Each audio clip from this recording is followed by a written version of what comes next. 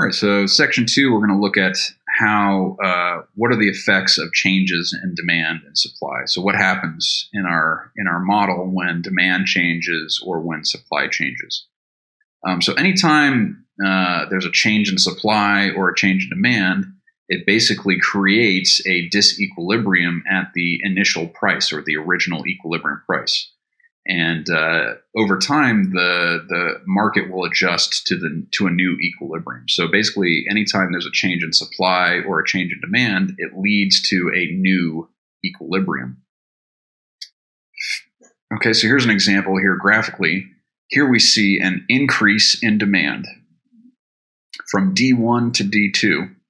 So our initial equilibrium is price P1 and quantity Q1. Right, that's our first equilibrium. And then after demand increases, that will cause the price to slowly increase to P2, and it will also cause the quantities to slowly increase to Q2. And I should be careful. It's not necessarily slow. It could be very fast, but in most cases, it's usually a slow change or relatively slow.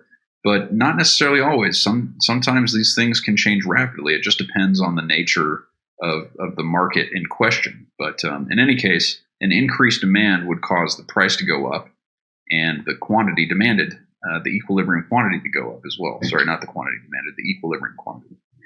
And hopefully this kind of makes sense, right? An increase in demand is basically the result of an increase in value to buyers, right? Buyers find this thing more valuable for some reason.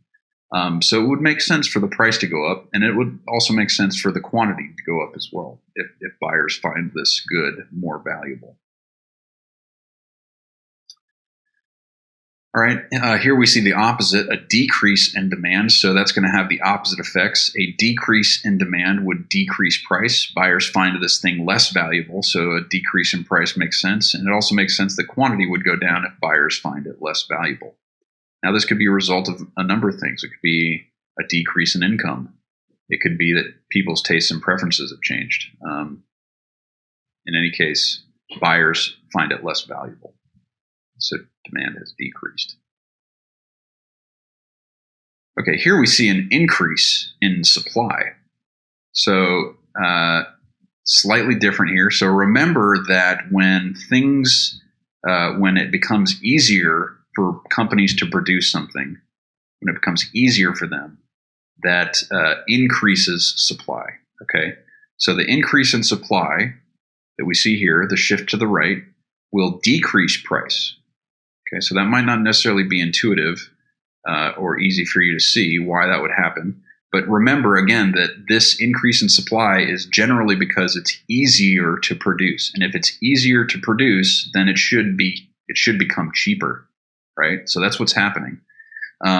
It also leads to an increase in quantity, right? If it becomes easier to produce something, then it would make sense for the quantity to increase here. But in any case, even if you can't remember that, just remember that an increase in supply is a shift to the right.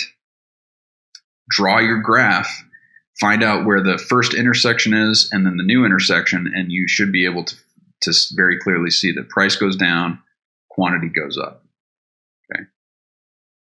And lastly, the opposite, a decrease in supply.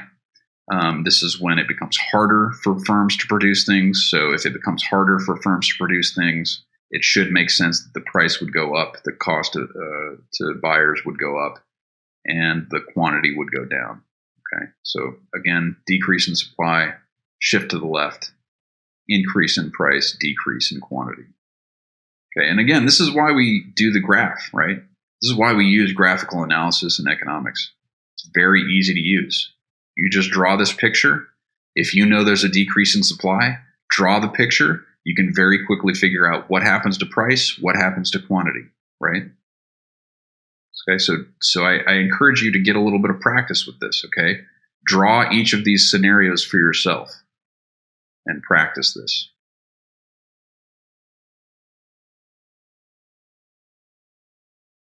All right, so to summarize what we just saw, increases in demand increase both equilibrium price and equilibrium quantity. Decreases in demand decrease both equilibrium price and equilibrium quantity. Okay, so with demand, it's nice because everything moves in the same direction. If demand goes up, price goes up, quantity goes up. If demand goes down, price goes down, quantity goes down. Great, that's awesome. Okay, so demand's nice, everything moves in the same direction. Supply, not the case. Again, this is why it's nice to use the graph and just draw it out so that you don't have to memorize this, right? It's not as easy to memorize this. Just learn how to use the graph, okay? Don't spend a whole bunch of time trying to memorize these things. It's not as easy. Just learn how to use the graph, right? Just practice it. But an increase in supply decreases price, right? Because remember that an increase in supply is because generally it means that it's easier for firms to produce things, and so they can supply more. And if it's easier to produce things, then the price should come down, right? But it does lead to an increase in equilibrium quantity. So quantity moves in the same way, in the same direction as supply. So supply decreases. If supply increases, then quantity increases, but price decreases. So price moves in the opposite direction of supply, but quantity moves in the same direction as supply. So with decrease, if there's a decrease in supply, it increases price, but decreases quantity. Now, so far, we've only looked at one change, either supply changed by itself or demand changed by itself. Well, what happens when both change at the same time? It becomes a little bit more complicated when that happens, okay? So if both supply and demand curves shift simultaneously, basically what happens is that there's going to be an indeterminate outcome. There's going to be an outcome that we can't determine. And it's either going to be that we can't determine price, we can't determine what happens to price, or it's going to be that we can't determine what happens to quantity. And it just depends on which way these curves are shifting. But it also depends on how much the curves shift, which usually we aren't given a quantity of how far they shift or a magnitude, right? So let's just look at these, okay? Let's look at these independently, or one step at a time, rather. All right, so when both demand and supply increase, okay, so let's think about this, right? We know that when demand goes up, price goes up, quantity goes up, right? We know that when supply goes up, price goes down, and quantity goes up. So in both cases, quantity goes up, but in one case, price goes up, and in the other case, price goes down. So price, since it has two offsetting effects, right? When demand goes up, let me try and do this. When demand goes up, price goes up.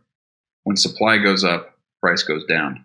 So in this case, price is going to be indeterminate. These effects are offsetting, and so we don't know what happens to price without getting more information about how much these things shifted, right? But we do know that when demand goes up, quantity goes up, and when supply goes up, quantity also goes up. Okay, so there's no question about what happens to quantity. In both cases, it goes up, so for sure quantity went up.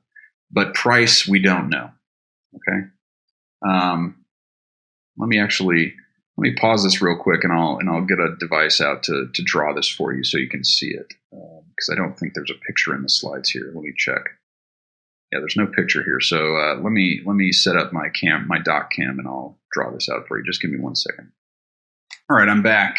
All right, so let's look at this first case here where both supply and demand increase. So you should be practicing this as we go along. So you might as well get out a pen and paper and practice this with me as we go along here. So remember, the quantity is on the x-axis. Let me switch over to my doc cam view. You can see this better. Okay, so quantity is on the x-axis, price is on the y-axis. Okay, and supply is an upward sloping curve, y1, I like to label with numbers so that I remember where we start. So D1 and S1 is where we start. Okay, so this is our initial conditions here. So right where they intersect. Okay, so you should be practicing this right here. Go along with me. Right where they intersect, if we go over to the price axis, that gives us equilibrium price, which I will usually denote with an asterisk. Okay, and if we go down from the intersection to quantity, the quantity axis, that gives us equilibrium quantity. Okay, so there we go. There's our initial quantities, and I'll put ones here so we know that that's where we started. Okay, now there's an increase in supply, so that's a shift to the right. Okay, so here's supply 2. And there's also an increase in demand, and also a shift to the right. So D2, a shift to the right. And this is, okay, so this is a good example of why I like to label these here. So now I need to look for the second equilibrium, where it's where S2 and D2 intersect, which is right here. Okay, so this is our new equilibrium. Here was equilibrium 1. Here's equilibrium 2. Let me put it up here actually. And so if we go down from that new equilibrium, there's Q, equilibrium quantity 2, and price 2. Now the way I've drawn it, it looks like price didn't change, right? Well, that's because price is the thing that we can't tell whether it went up or down. We don't know without knowing more about how far supply and or demand shifted. Okay, but there's no question that quantity went up, right? There's no doubt about it. It's not ambiguous or uncertain at all. Quantity definitely went up, but we don't know what happened to price. Okay, so that's the first example we see here. All right. Let's look at the next case. Okay, so what happens when both of them decrease? Okay, well, you can imagine basically the opposite happens, kind of the opposite. Don't think of it as the opposite because it's not necessarily opposite. Quantity will go down, but price will still be indeterminate. So let's see what that looks like. Okay, so I'm going to draw another graph here. Switch back. DocCam. Okay, so another graph. Quantity, price.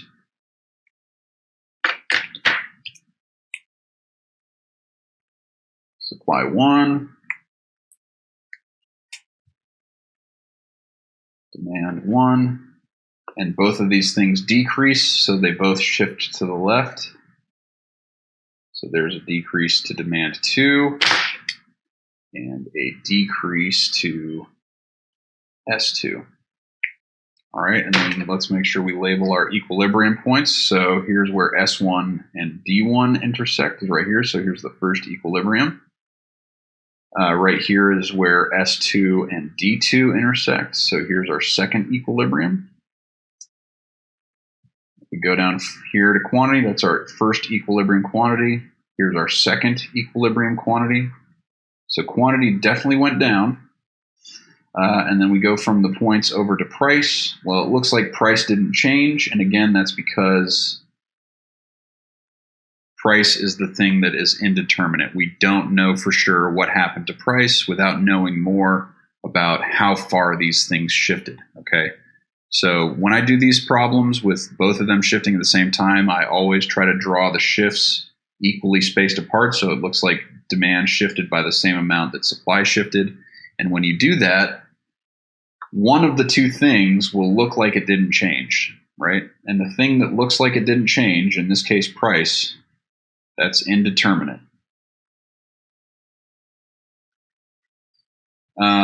Now let me take you through a few steps that might help you, right? So let's suppose that only supply changed at first, right? So supply decreased, but demand stayed the same. Well, in that case, that would lead us to this equilibrium, right?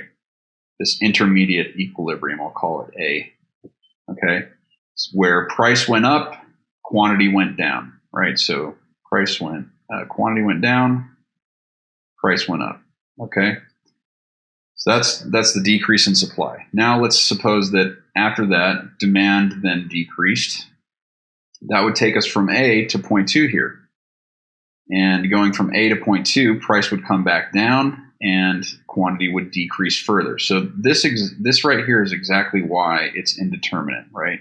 We have these offsetting effects. One thing makes price go up, the other thing makes price go down, and so we can't be sure what happened to price. But in both cases, quantity went down in both cases. So there's no question about what happened to quantity. Quantity definitely went down. Okay, so that's what's going on when both of them change at the same time. And I will say here, too, that this is exactly why ceteris paribus is so important, right? Changing only one thing at a time while holding other things fixed, because the more things you change, the more things become indeterminate, and you can't ascertain, you can't tell what the effects are. Okay, so this is illustrating exactly why our ceteris paribus assumptions are so important. All right, so we saw when both supply and demand move in the same direction. What if they move in opposite directions, though? Okay, what if they move in opposite directions? Well, in this case, when they move in opposite directions, this is when quantity becomes indeterminate. Okay, so let's look at what that looks like. So I'll do another graph here. Switch back to my DocCam. Quantity and price. Okay. Start out with an equilibrium. Let's see. Start out with supply 1 and demand 1. And then let's suppose that supply decreases. So it shifts to the left. Supply decreases. And at the same time, demand increases, shifts to the right. Okay. Now let's label our equilibriums. So S1 and D1 intersect right here. So here's our first equilibrium. And S2 and D2 intersect here. So here's our second equilibrium, right? Now, hopefully, you're getting a hang of this. You should be practicing with me as we draw this. So here's equilibrium price 2, the second equilibrium price, and here's the first equilibrium price. And if we go down from those equilibriums to quantity, it looks like quantity didn't change. All right, so again, when you make the shifts equally spaced, so the shift in demand is roughly the same distance as the shift in supply, it makes it so that it looks like something doesn't change. In this case, it looks like quantity didn't change. And in this case, quantity is the indeterminate.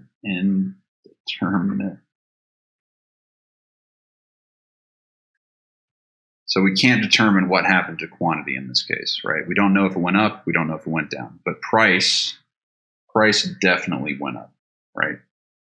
Okay.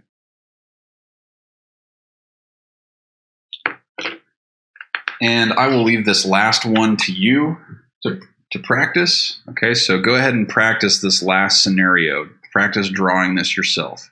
Supply increases, demand increases. Supply increases, demand decreases. All right, so try practicing what I just went through on your own with this last scenario, okay, and verify that equilibrium price decreases, but you can't tell what happened to quantity.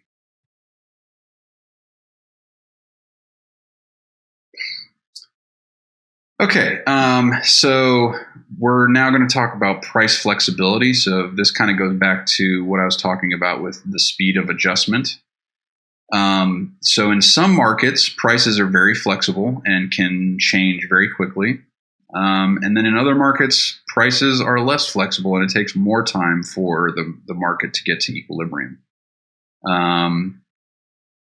So sometimes these price changes can be subtle and can even be hidden as hidden payments or even as quality changes. Okay, so I've noticed that over the last 10 years or so, cereal boxes have gotten slightly smaller. Okay, this is a way for cereal companies to hide the fact that they're increasing price, right? The money price stays the same, but you slowly get less and less and less quantity. Okay, so this is one way for them to hide the price. So that might be an example of a hidden payment. But price flexibility is an important aspect. There are a lot of things that determine price flexibility, but it basically just is how quickly or how slowly can the market get to the new equilibrium after demand has changed, or after supply has changed, or perhaps after both have changed, like we just looked at. Okay. And like I said, this has to do with the speed of adjustment, right? So the more flexible prices are, usually the quicker that the adjustment takes place. And the things that determine adjustment speed are just the market characteristics. And in some cases, markets might overshoot in the adjustment process. They might go too far and have to kind of rebound back in the other direction. But another thing that can affect adjustment speed is just things like energy shocks or labor strikes or severe weather. All of these things can affect how quickly a market gets back to equilibrium after a change in supply or demand. But it has to do with price flexibility. All right, so let's think about an example to wrap up this section. Let's ask ourselves, why are global shipping rental prices dropping? So ever since 2010, the price to rent ships that transport goods across the oceans have dropped by more than 50%. Now, one reason for this could be that there's been a slow rebound since 2010 and the Great Recession. There's been a slow rebound in trade. So in other words, the demand for trade transportation has been slow to grow. So that's a demand side issue. But there could be a supply side issue. So another reason might be that there's been an increase in the number of large freight ships. So that's the supply of transportation. So here's a great example of supply and demand changing simultaneously in a way that would lead to a decrease in price, but maybe not really a very big change in quantity, or at least it may be that we can't determine what the quantity change is, but here's a good example looking at how supply and demand can be applied in the real world and can be supported by empirical data, evidence from the real world, right? Empirical evidence. Okay, so here's what it would look like graphically. So if you want to, go ahead and pause the video and take a look at this for a second and see what the results are.